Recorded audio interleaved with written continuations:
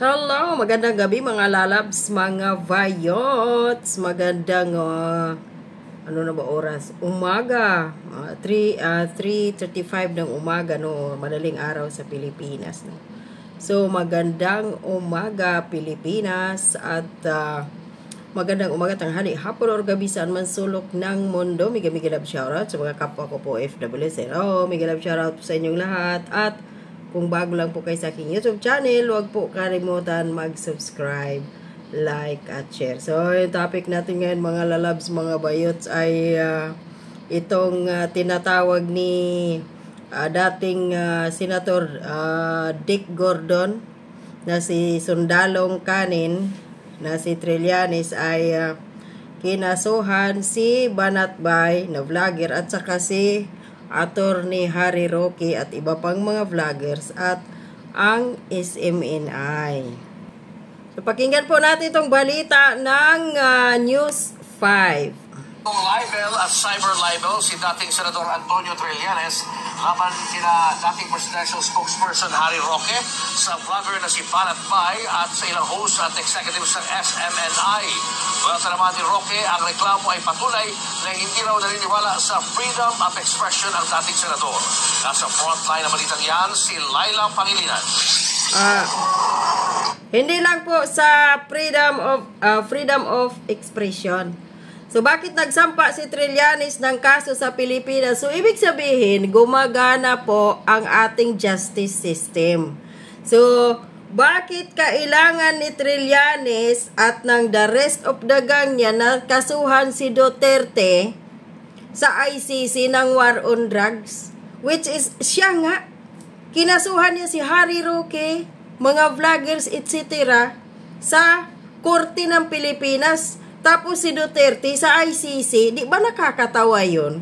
Dapat sinali na lang dito ni Trillanes, di ba, si Duterte? Kasuhan ng drone sa drug war. Para minsanan na lang sana. Dumating sa Quezon City Prosecutor's Office si dating Senador Antonio Trillanes. Inireklamo niya ng libel at cyber libel ang kilalang kaalyado ni dating Pangulong Rodrigo tingnan mo yung buhok niya, no? Presidential spokesperson Harry Roque at vlogger na si... Yung hinapay ni Trillanes, parang yung Skyway dyan sa Metro Manila. Banatbay. Kaugnay ito ng akusasyon daw ng dalawa na ibinenta ni Trillanes ang Scarborough Shoal sa China noong panahon ng kanyang back-channel talks noong 2012. Ipinost daw ni Roque ang aligasyon sa kanyang Facebook page. Ipinost naman daw ni Banatbay ang video ni Roque. Saka ito nagbigay ng reaksyon na pumapabor kay Roque. Ang paratang ng karamihan ay dahil binenta ko raw yung Scarborough. No? Paulit-ulit ito sinasabi kahit na ilang paliwanag na ang ginawa ko, kaya ngayon kakasuhan ko na sila.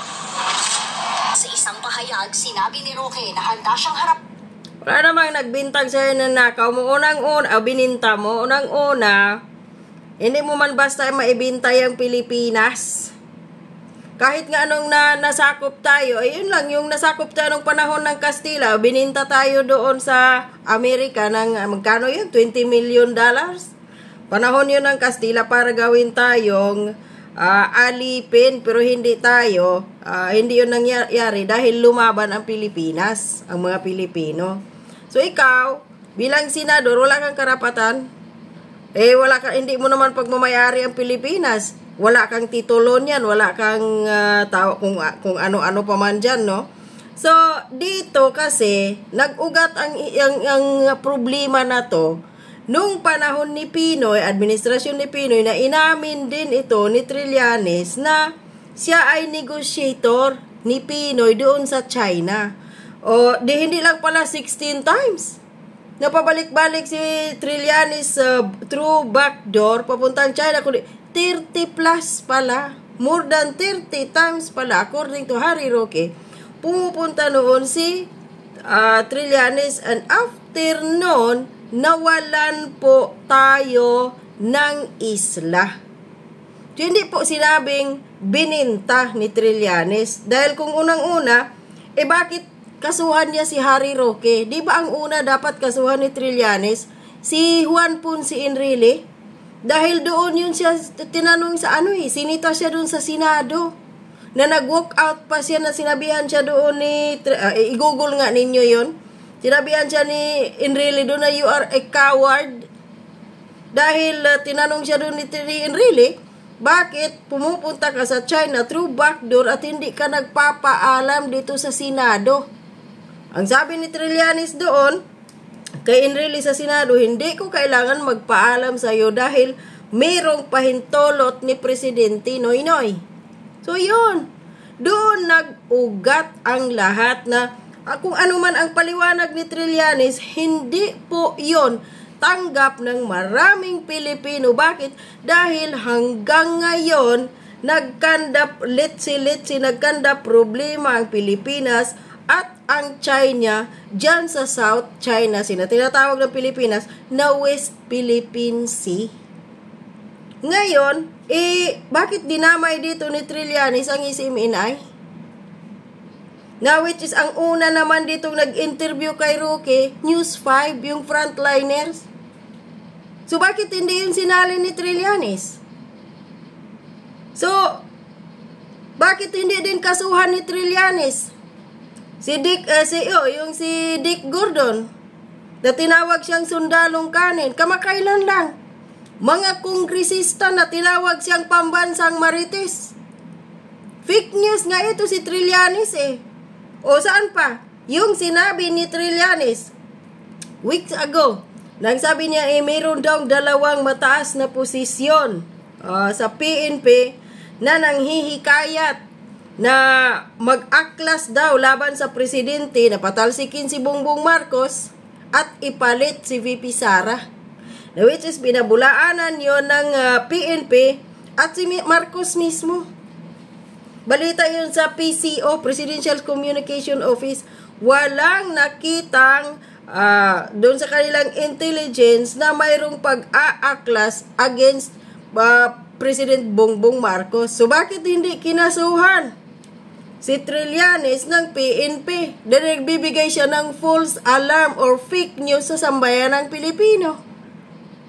Ang galing-galing nga ni Trillanes Kapag siya mambalahura kay Duterte at sa mga supporters ni Duterte since 2016 nung nanalo si Duterte pagka-presidente dahil nagalit siya dahil ilang beses siyang pabalik-balik doon sa amin sa Davao City, hindi siya pinansin dahil nais niyang makipag-running mate, makipag-tandem kay Duterte. Si Duterte presidente na, siya vice presidente. Inayawan siya. Inayawan din ni Duterte si Marcos dahil pala adik at lumulunok si BBM ng ipinagbabawal na tawas. So, yun. Si Trillanes din ayaw din ni Duterte dahil alam niya kung ano ang karakas nito. So, ngayon, hanggang sa, bakit hindi niya sinali si Duterte dito? Bakit si Harry Roque lang at mga vloggers lang kaya niya? At bakit nga ba si Trillanes ngayon nag-iingay? To ha? Dahil mainit ang issue po ni Marcos ngayon dyan sa PDEA leak sa Senado, malamang or baka may nagsabi dito, mag-ingay ka. Aside from tatakbo si Trillanes pagka-mayor dyan sa Caloocan at nais niyang makilala siya, magiging sikat siya, pag-usapan siya, kaya kinasuhan niya si Harry Roque, si Banatbay, dahil gusto niya magiging sikat din siya, na kasing sikat niya yung maglilibel siya doon sa PDEA leaks. Ito yung kanyang inaano dito or baka may nagutos sa kanya sa likod, no? Ang reklamo, patunay daw ito na hindi kakampi ng freedom of expression si Trillanes. Nawala raw sa Pilipinas ang Scarborough nang magsilbing negotiator sa China si Trillanes. Hinihintay naman ni Banatbay ang reklamo, pero inasahan na raw niya ito sa mga katulad ni Trillanes na mahilig magpapansin, lalo't kakandidato sa susunod na eleksyon. Reklamong libel at cyber libel din ang isinampa ni Trillanes sa isang Guillermina Barrido. Bakit libel lang, Trillanes, kung talagang Galit na galit ka kay Rocky dahil sinabihan ka na ikaw ang nagbintay. Kasuhan mo ng kriminal. Bakit libel lang? Madali lang sila makapagpiyansa dyan. At sa ilang host at executive ng Sunshine Media Network International o SMNI.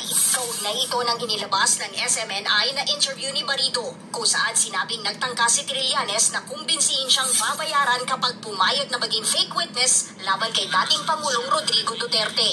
Dito makikita na kung ano yung binibintang nila sa akin. Yung Barrido? Baka lalabas dyan, Trillanes, yung baho mo kapag magharap kayo ni Barrido sa korte. Aking mga libel and libel charges, yun pala sila ang gumagawa. Sila pala yung nagkompromiso nitong interest ng ating bansa dyan sa West Philippine Sea. Unang nagreklamo ng kidnapping si Barrido laban... Oy, Trilileng! Sa administrasyon ni Duterte, malinaw, walang nawalang isla sa kanyang administrasyon. Status quo, kung ano yung napag-usapan since 1995, 1998, hanggang sa kay Pinoy, yun yung sinunod ni Duterte. Ang mayroong secret agreements, itong administrasyon ni Bongbong Marcos na pilit nila ngayon tinatago na kahit sinabi na ng China na mayroon na secret agreements ang Pilipinas pagpasok ng 2024 at ang mga involved doon ay itong si Gibo Teodoro ng DND, Eduardo Año ng National Security Council at itong AFP na si Romeo Brawner. Sila yun Tapos ang ginawa lang, nagkaroon sila ng full guy. Yung Western Command na si Alberto Carlos, yun yung tinanggal nila sa trabaho para pagtakpan, para i-save yung mga assets ng mga animal na 3 tao na yun sa ahensya ng gobyerno. So nagsakripisyo sila ng isang tao. Kunwari, pinag-leave. Pero yun pala, diretso na yun, hindi na yun babalik. Kay Trillanes noong Duterte administration, pero ipinasura ito ng Department of Justice. Wala pang pahayag ang SMNI sa isinampang reklamo ng dating senador. Nagbabalita mula sa frontline. Para pantay ka, patas ka, Trillanes, kasuhan mo din itong TV5 na siya yung nag-interview kay Harry Roque. Kaya nasabi doon ni Harry Roque na ikaw, ilang bisis ka pabalik-balik sa China at after nun, nawalan tayo ng isla. Bakit yung SMNI lang na si Barrido ang in-interview nila, samantalang si Roque in-interview ng TV5, hindi mo kinasuhan ang TV5, so bias ka, selective ka. So ibig sabihin nito nais mo lang talaga magpapansin, mandamay ka pa ng iba. Kung gusto mong sumikat, Trillanes, ilabas mo yung lahat ng mga magaganda na mga nagawa mo nung ikaw ay senador pa, or kung ano pa man yung ranggo mo, or nung ikaw ay sundalo pa. Diba? Kasuhan mo nga, ulitin ko, yung mga senador, yung mga kongresista na walang tiwala sa iyo, bulok na nga yung mga kongresista ngayon dyan sa Kongres. Abay, ayaw pa sa iyo dahil tinawag ka pang pambansang marites. So wala na talaga, walang kwintang tao wala na talaga dahil ang sabi ni Trillanes, kaya daw siya nagkakaso dahil nasira daw yung kanyang pangalan. Matagal ka nang sira, Trillanes. Since 2016 pa lang na hindi ka nanalong vice president, hanggang tumakbo ka ulit, di ba, pagka senador, hindi ka nanalo. Sirang-sira ka na, kaya hindi ka nanalo. So, ano pa yung sisirain sa'yo? Sus ko, Ginoo ko. Better ka lang talaga, Trillanes. Kung ayaw mong mabash ka, huwag kang mag-social media. Period.